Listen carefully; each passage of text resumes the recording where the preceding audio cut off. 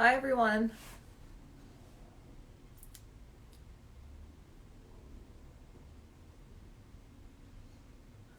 Just waiting for Joe Mondi to join.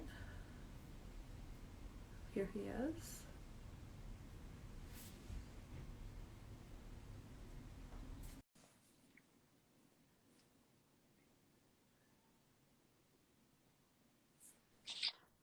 Hey, Joe, how's it going? Hey Layla, how are you?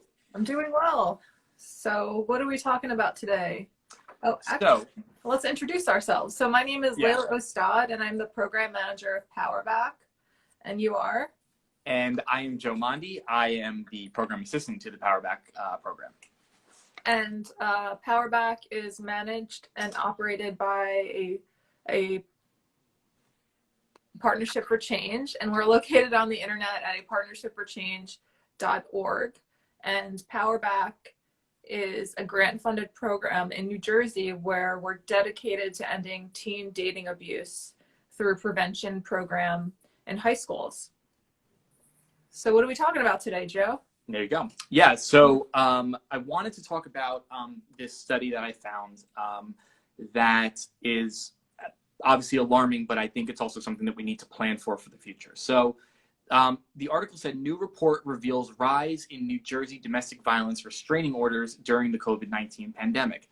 Now, this is something that we've talked about before, where we know that the pandemic was and is keeping a lot of people in isolation. And the problem with keeping people in isolation is that if they're stuck with an abuser or with an abusive partner, things will get worse for them. And violence will continue, and maybe they don't know how to leave, and it becomes very problematic. So we've seen a rise in restraining orders, and I want to just read one paragraph from here just to show what they were talking about. So it says, data produced by the NJ Superior Court disseminating statewide applications for temporary restraining orders, these are called TROs, which I'm going to ask you about, showed relatively low numbers of requests in March and April in the beginning, with most TROs issued by police and very few issued by the courts.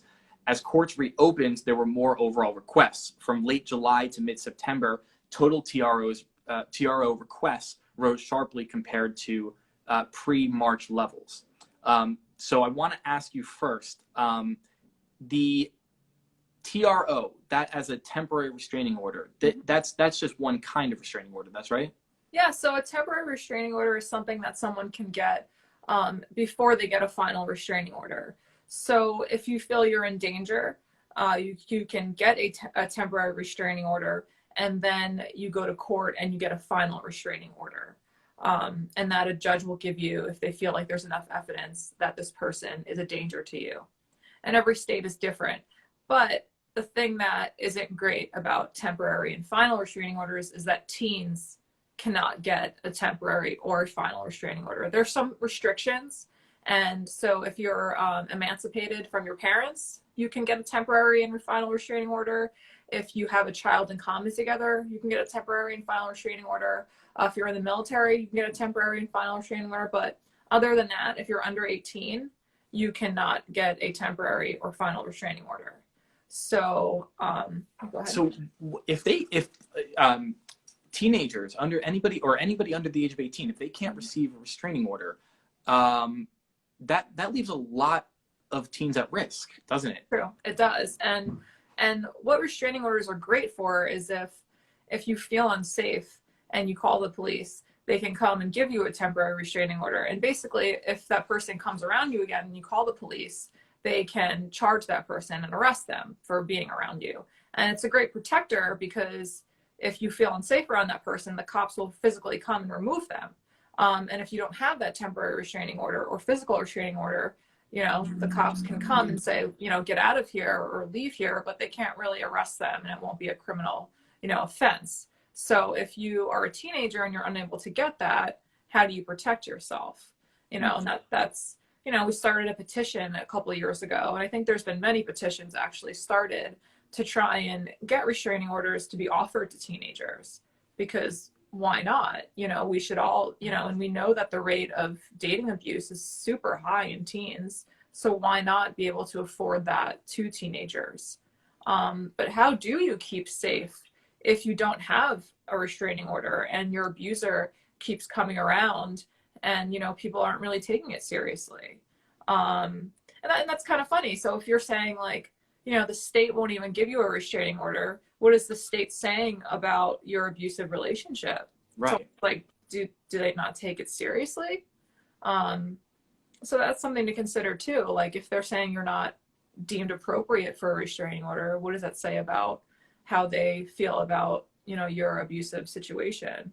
And that sounds like it might leave teenagers in a weird position where I'd imagine a lot of them don't necessarily think to go to their parents or think to go to their teachers or think like not that they wouldn't think it, but maybe they might feel uncomfortable or maybe they might and if but it might make them feel like why bother anyway if I can't get this restraining order? What help is going to be provided to me? So that sounds like a problem. That doesn't sound good. Yeah, it, Yeah. it is a problem. Yeah. So we have to focus on how to keep ourselves safe if we don't have a restraining order. Right. So, and that's where it comes to safety planning plays a huge, huge, huge part in keeping yourself safe if you are in an abusive relationship, have ended an abusive relationship, or planning on ending an abusive relationship. Right. And that's things that you can plan on doing with family and friends, or just by yourself to put yourself in a better position to stay safe. And especially during this time during COVID, it's even, more serious. Right. And it's funny because, you were talking about isolation, and so many people are in isolation now. And isolation is an abuser's like best friend. Yeah. Abusers love putting a victim in isolation, and they work to get a victim to be isolated. So, we say the big two red flags that, you need to look out for in a relationship is jealousy and possessiveness. If someone starts acting possessive or jealous, you have to think like, what's going on here? Are they doing this to try and isolate me? And when abusers isolate someone, it's really helpful to them because they no longer have social support around to tell them, hey, this doesn't seem right. Why is this person doing this to you? Or to point out the abusive behaviors. And when they lose that social support, it's harder for the victim to leave the abuser. So it's almost like COVID or this pandemic is kind of creating that isolation for the abuser, and it's like kind of helping that out and moving that along for them. So yeah, it's a really kind of difficult situation. So we have to think about safety planning during terms of this pandemic, where maybe victims feel less comfortable leaving an abusive situation, or if you're a teen, you might have parents that are abusive toward one another, and now you're stuck at home with them more. Well, see, that's what I was thinking because this is interesting. I feel like they may have even skirted around this issue, which is, of course, there will be, adults in relationships who are left in isolation. With teenagers, they're probably less likely right now to be stuck with their abusers if they're at home and their abuser is at their home. However, like you said, it does leave that kind of victim, which is a teenager who is in a home with an abusive parent that is abusive towards the other parent. Yeah. So what do you think as far as them safety planning, maybe something at least, because now we might be looking at, the next couple months of this pandemic. We don't know exactly how it's going to play out. What do you think a safety plan might look like as far as planning for that? One of the, I guess, simplest things is kind of removing yourself from the situation the best way you can, which would be moving from the room where that is happening. And, if your parents tend to argue or fight or, verbally abuse one another or throw things at one another in the kitchen or in the living room, try and get yourself and your siblings into a room where they don't usually go to do that. Or go into, if you have a backyard space, try and go there with them, or sit in the front of the house if you can do that. Try to have some things, that some coping mechanisms that you have in place that can kind of help you deal with the stress of that. And I would suggest if you're going through that, if you're in school, that, there's counselors available that you can talk to. And I know the fear is always that if I talk to a counselor about this, that they're going to try and, they're going to call child protective services and take me away from my parents. But that's not really what most counselors want to do. So I would say, talk to them. A lot of them are there to help. All of them are there to help you and to get you through this and to help you process this and to help you develop coping mechanisms and to give you referrals for the non-offending parent to, get some counseling, develop some skills, and maybe they'll eventually leave the situation. So they'll help you develop some skills and coping mechanisms. And a coping mechanism is a healthy way to kind of cope with the situation that you're going through. And some things are as simple as, journaling or deep breathing exercises or going for a walk or anything that can kind of remove you from that headspace of what's going on around you. And then that kind of brings me to my next point, that if you're around this at your home, it's not your responsibility. And you are not your parents' therapist. So, you might notice what's going on and you might see it and be like, this is abuse. This is, emotional abuse. This is verbal abuse. This is physical abuse. This is financial abuse, whatever abuse you're witnessing. And, you can say it to your parent if it's a safe space, and you can offer them resources, but it is in no way your responsibility. It is not your fault. And it is no way, you're not the counselor in the situation. You're the child. And I'm sorry you're in the situation, but it's not your fault. So, but I would suggest, we will put up some resources. I think that should be a slide that we should do next for our Instagram, where, you can refer your parents to go to. So. Great. Yeah. I mean, I definitely think we should. I'm actually even curious. I'm looking at some of our comments right now, and somebody said, and this might have been a reaction to something else we said before, but it says some parents are religious and sometimes you can't go to them because they'll automatically blame you.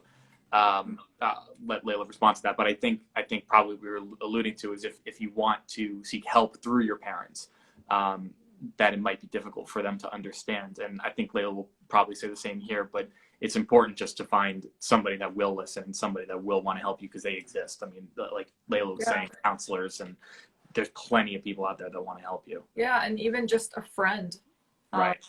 In our program, we work with teens in high schools that they want to help. They want to help you, and they want to hear and they want to be there for you, and they won't judge you. And you just finding a friend that you can talk to that can support you and listen to you is super important. And I think there are tons of people out there that are either in your situation that you can talk to, or that want to support you and listen to you. And it's super common. Like if you feel like you're alone, you're not. The numbers are staggering. And there is someone out there that will listen to you. It could be a friend, it could be a counselor, it could, there is someone that will care and listen. Someone wrote, they're just old and they don't get it. I'm just as religious as well, but I'm more understanding and open about it. And that's true. There are people that are kind of set in their ways, and maybe, there are certain people that maybe just won't get it. But just like there are people that won't get it, there are people that will get it, and they will care and they will listen. So. Right. And it's then, important to find those people in your life. Yeah. Very important. I can't change them. It's just too late for that. And so in a lot of situations, I tell people it's important to think about, what you can control and what you can change, and what you can't control and what you can't change. And that's like a tip that in situations, a lot of the time, is we often get concerned or anxious about things that we can't change. And that's a lot of things, and it becomes a lot of weight when we realize we can't change it and we can only, worry about ourselves. It's kind of a relief sometimes. Right. Okay, great. Well, I think we covered everything for that. So, Layla, thank you. This was really informative. It's important that people, we don't know what we're heading into in the next couple months, and so it's important for teenagers to be fully aware of this, and especially not just for yourself, but for your friends, like we're talking about. Like there might be your friends in need that really do need you, Mm-hmm. or just someone to talk to, and so Yeah. it's important that we all know this. And thank you, Layla, for letting everybody know. Yeah, thank you for being a part of this. Yeah. If you have a friend that looks like they need to talk, talk to them. Don't judge, just listen. Offer to go on a walk with them if that's something that you're open to doing. Um, if you're open to having your friend over, even sleeping over for the night, doing that, or even doing a Zoom call with them if they have some privacy, or going outside and making a phone call to them. That's great social support for them. Right. Okay, so I'm Layla Ustad, program manager for PowerBack, and this is Joe Mondi. He's the assistant for PowerBack. We both work and are operated under a partnership for change. You can find us on the web on a partnershipforchange.org. We'll be here every Thursday, so our next next Thursday at 4. We'll be discussing something else related to dating abuse and or domestic violence. If you have any questions, if you have a question you'd like us to answer for next week, feel free to DM us. And thanks for being. And if you don't already follow at PowerBack NJ, follow us. Follow us, and share this with whoever you think this might help. Anyone who might be in this situation that can benefit. And yeah, look forward to seeing you all next week. Stay safe and be there for one another. It's a tough time, but we'll get through it together. So, Cool. All right. Bye, Layla.